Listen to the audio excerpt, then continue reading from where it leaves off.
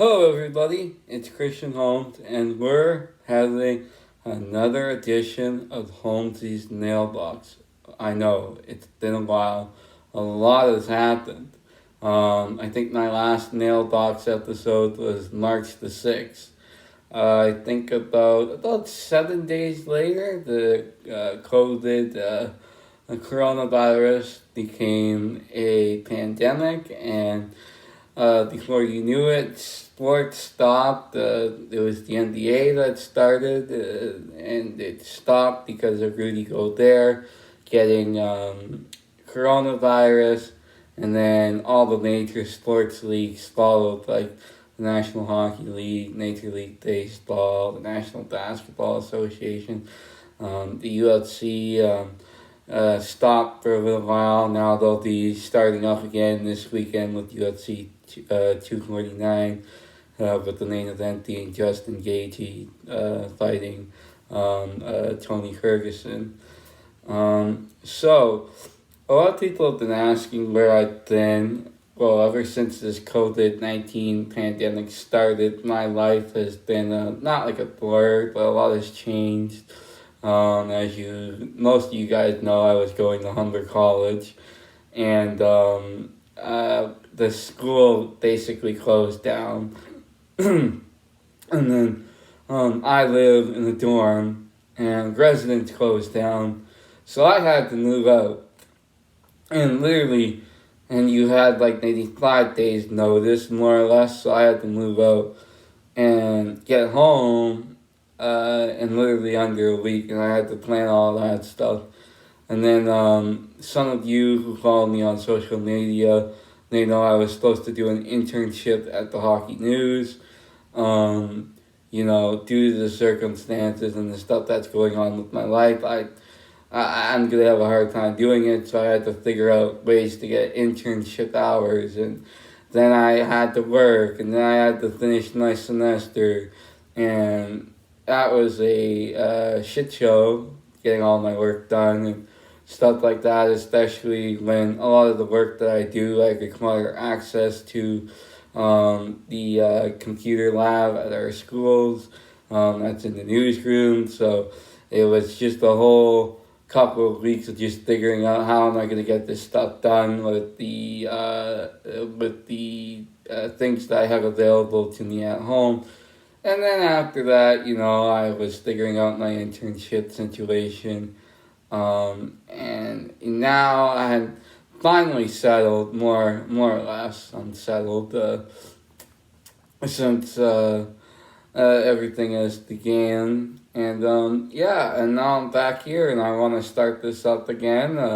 It seems like there's stuff that's picking up in terms of sport and stuff. A big question I've been asked by many people is, do I think sports will be coming back this summer or even this year?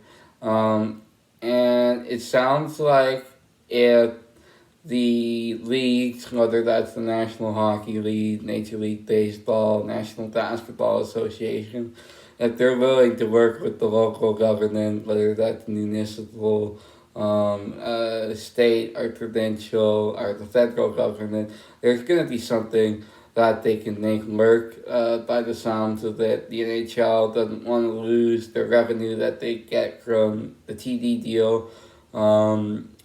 So I think I heard a number. I think Pierre LeBrun said in his latest column for The Athletic that would be around $125 million to $150 million. I'm not sure of that number, so don't quote me on it. And the same thing with Major League Baseball. They have TV deals that they want to get their money off of. And, you know what I mean? They want to get something out of their season. National Basketball Association, much of the same thing. They have TV deals that they want to make their money off of. So it sounds like all things are pointing towards them coming back. From what I've been gathering, it sounds like the National Hockey League, the NHL, wants to come back and do sort of like a mini training camp, and then let the teams play a couple of exhibition games to get back in shape, and then move to the playoffs. And based on what the playoffs are going to look like, they're going to determine the 16 teams that make it based on points percentage. Now, that's just an idea that's been thrown out there.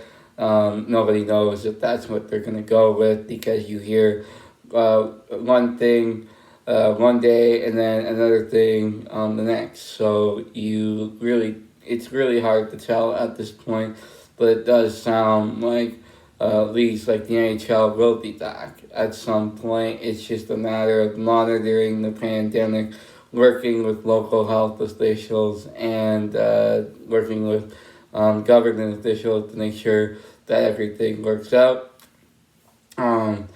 I personally think you'll see sports. So yeah, that's basically where what I've been hearing and what I think. Another question I've been asked is, do I think the NHL should go forward with their draft in June? And I'm going to say, I honestly am undecided on this. I think they should go through with it, because it's going to be a scheduling mess to figure that out later when you don't know how long the season's going to go. Obviously, the NHL PA and the Board of Governors are bickering back and forth on, if they're going to restart the season or what's going to happen with a lot of things, right? So you got to take that and keep that in mind. I don't think it's going to really happen, honestly.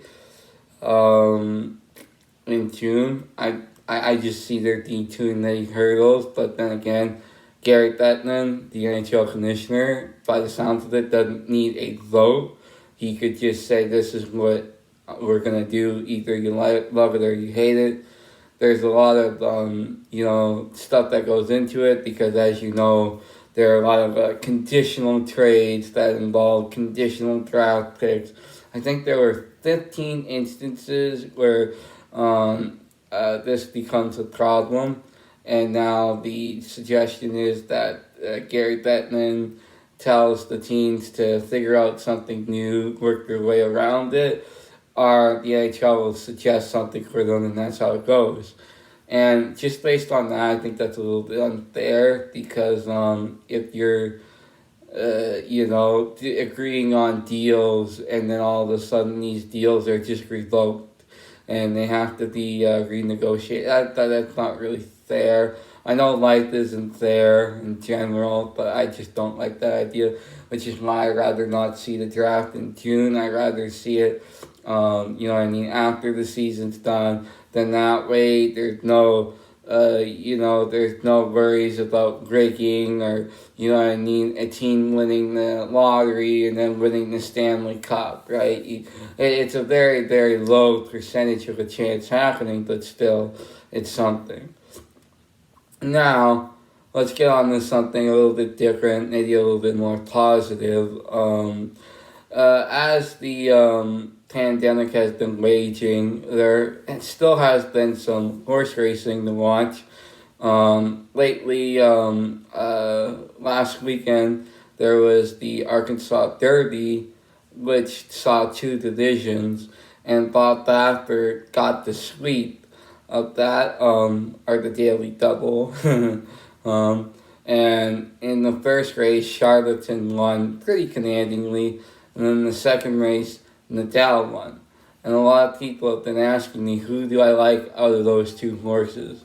And I'm going to be honest with you, I don't know. I think if you look at the numbers, I think Charlatan is slightly the better horse, because I don't know how Nadal is going to handle the classic distances, because he is a pace setter. He likes to take the lead early or be close to the pace.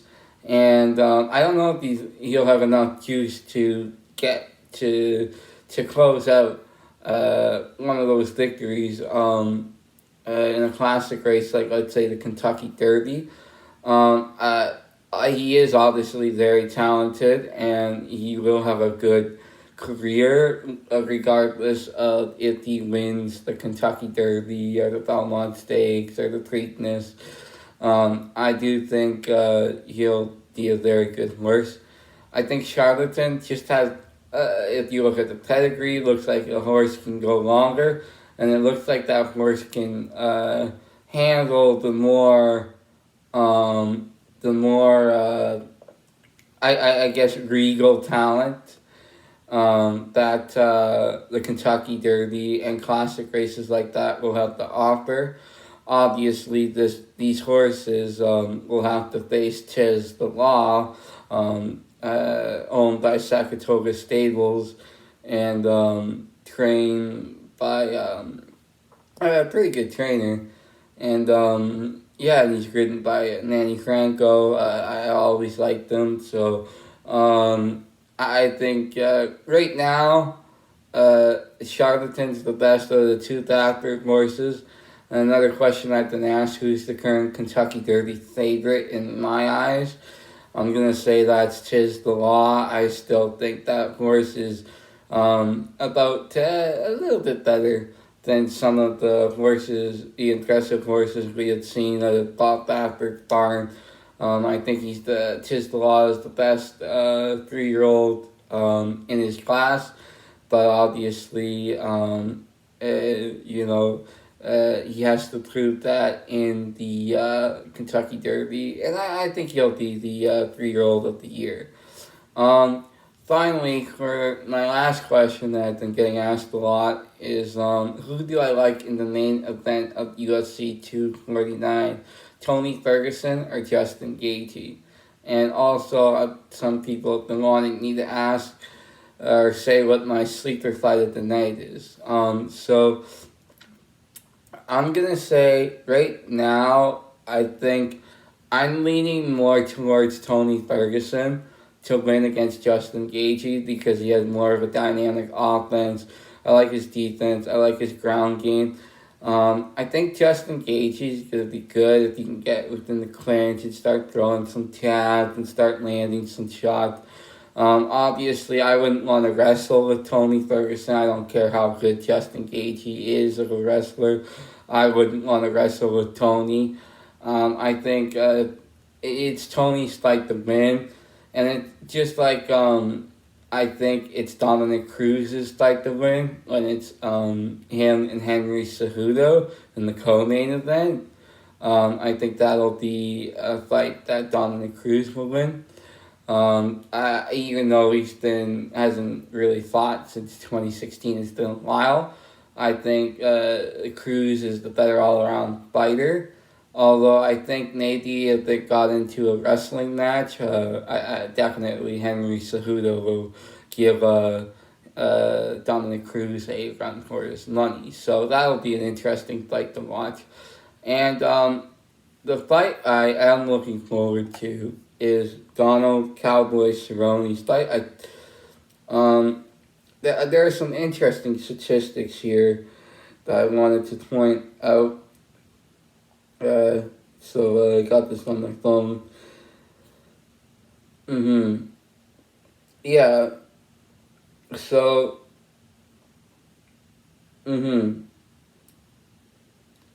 Yeah. So I'm looking at this right now, and if you look, at what the card looks like,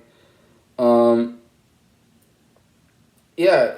You look at Donald Cowboy Cerrone. He's a pretty good fighter, as everybody knows. Yeah, it's an interesting fight, and I had my statistics here that I wanted to give you, but it doesn't look like I can get the statistics because my internet is very crappy. So to spare you me talking to myself, oh yeah, it's. What I wanted to say, Anthony Pettis hasn't really been the greatest in the last couple of fights. If you look at the records, he's been all right, but he hasn't been amazing. You're looking at Donald Cowboy Cerrone. He's taken on a lot of top-class opponents, and he's done a lot of damage to them. Yeah, he's been on a little bit of a losing streak, but I do think Cowboy Cerrone has the edge in this fight, and both fighters are very entertaining, and they have a very interesting dynamic. I think this is going to be a really good fight, especially on the prelims. Because really, if you think about the prelims, it would be like a good UFC Fight Night card. Because the first fight of the prelims that will be on TSN5 in Canada and ESPN in the States is Uriah Hall versus Ronaldo Souza. That's a very good middleweight fight. And you got Carlos Esparza versus Michelle Waterson for the next fight. Great strawweight fight.